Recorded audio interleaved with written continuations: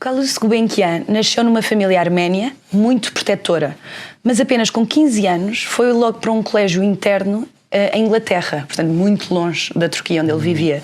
Como é que foi esse choque para ele? I think it was very tough. I think it was very tough indeed. Partly because he was, as you point out, very far away from his parents and there was no one to protect him, but also because of the cultural difference and because English public schools in those days were extraordinarily unpleasant places. So when Calouste was there, one of his colleagues was beaten to death by the elder boys, and another one was roasted alive for half an hour as a scientific experiment by the elder boys. So wow. It was very, very tough. And in addition, he was a foreigner and he was a bit bookish and he was a bit, as you implied there, of a mother's boy before he went there. Mm-hmm.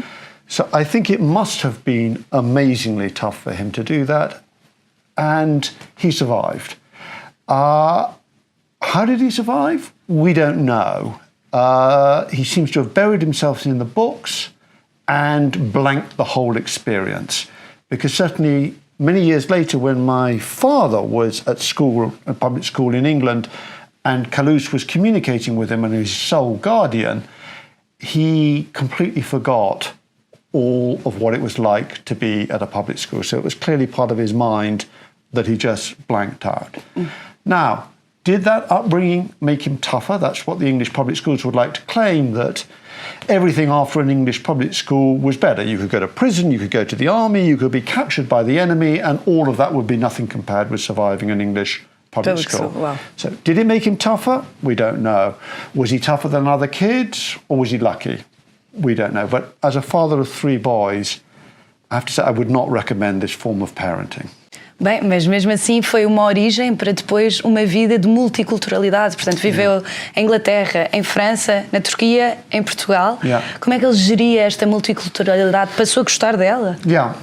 And that, I think, is something that came reasonably naturally to him from his origins. So he was Armenian, and it was in a stateless empire. And it was quite normal for the upper-class Armenian families in Istanbul to speak multiple languages, 4 languages typically. Mm-hmm. You'd speak Armenian amongst the family, you'd speak French to impress people politely, you'd speak English for business, and you'd speak Turkish to the servants and anyone else around. So moving between those 4 languages was absolutely normal.